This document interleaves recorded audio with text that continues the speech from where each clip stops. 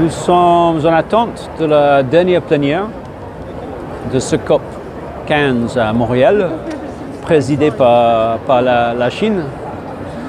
Nous avons eu un débat très animé hier soir pour tomber d'accord sur tous les textes présentés par la présidence chinoise, surtout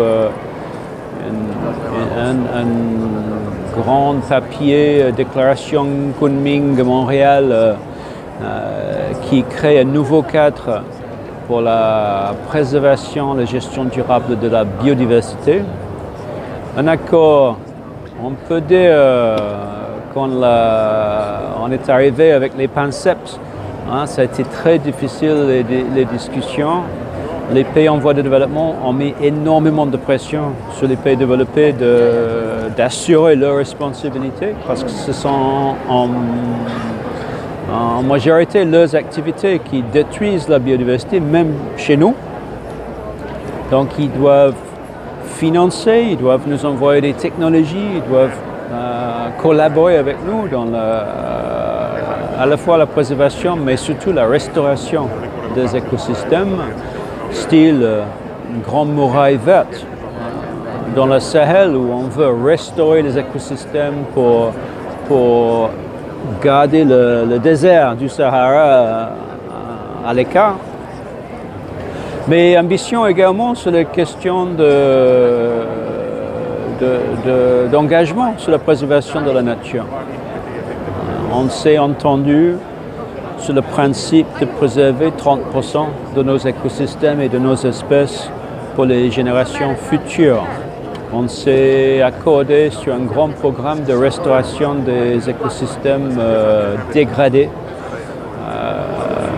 Je dirais que la présidence chinoise a pu trouver un juste milieu où chaque côté du débat trouve un document avec plus d'ambition qu'on attendait. Donc pour moi, il y a plus d'ambition sur les finances que j'attendais. Et pour le côté pays développé, il y a plus d'ambition sur la biodiversité qu'eux, ils imaginaient pouvoir trouver. Donc, pour la plupart des pays en voie de développement, la plupart des pays développés, il y a un sentiment qu'on a trouvé un accord qui est le meilleur accord possible. Le Gabon,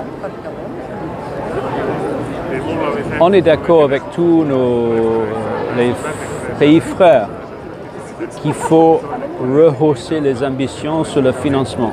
Il ne faut pas doubler, il faut tripler, il faut aller beaucoup plus loin dans le financement parce que les services écosystémiques, notre biodiversité fournit des services pour les pays développés et on veut qu'il y ait un vrai engagement de leur part sur la gestion durable de ces écosystèmes, sur la préservation de ces écosystèmes. Il y a un peu de divergence sur les questions de mécanismes de financement.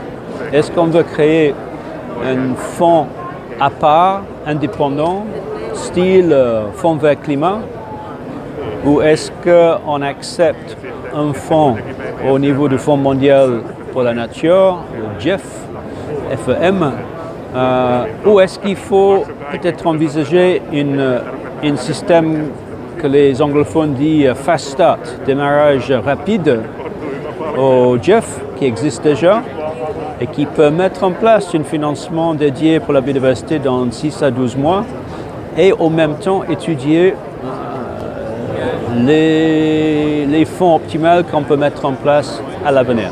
Donc il y avait 3 propositions. Certains pays africains, y compris la RDC, étaient vraiment convaincus par cette question de création d'un fonds indépendant. À mon avis personnel, je connais le Fonds vert climat, des négociations climat. Fonds vert climat adopté en 2009 à Copenhague, créé en 2014, je pense, 5 ans plus tard.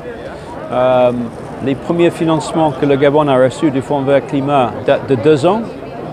Donc c'était plus que 10 ans entre la décision de création d'un fonds dédié et les premiers versements de l'argent de ce fonds Donc je ne veux pas répliquer cet échec. Je pense que cette option proposée par le Brésil de mettre confiance sur le GEF dans un premier temps, évaluer leur performance, évaluer toutes les autres options et prendre une décision plus tard sur la forme définitive de notre fonds biodiversité est le plus sage. Et c'est ça qui a été finalement adopté dans le texte d'hier soir. Vous savez, avec la crise Covid, beaucoup de choses étaient annulées ou reportées. C'est le cas de COP15, c'était le cas de COP26 à Glasgow. Ces derniers 6 mois, on a eu 5 COP, je pense. Climat, biodiversité, Ramsar, CITES, FSC. Donc, ça a été une période intense de négociations internationales. Climat, Sharm el-Sheikh et biodiversité Montréal, c'est 2 sujets très liés. 30% des problèmes d'extinction de la biodiversité viennent du climat. Et la nature peut contribuer à 30% aux solutions climatiques. Donc ça va dans les 2 sens entre ces 2 conventions. J'ai trouvé à Sharm el-Sheikh, on a conclu un travail sur ce qu'on appelle les pertes et dommages.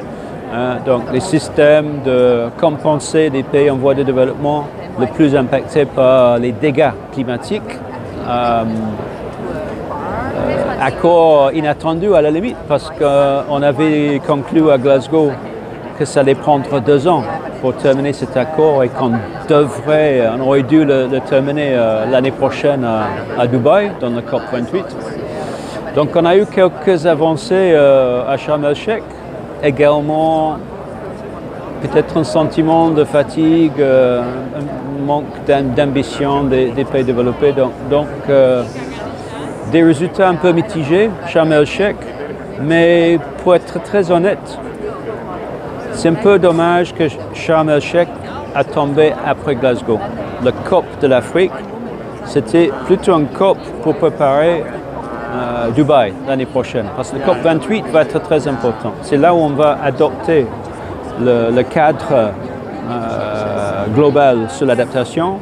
C'est là on doit terminer le travail pour la création du fonds des pertes et dommages, et c'est là où on va évaluer les résultats d'une évaluation globale de toutes les actions climatiques, ce qu'on appelle le Global Stocktake en anglais.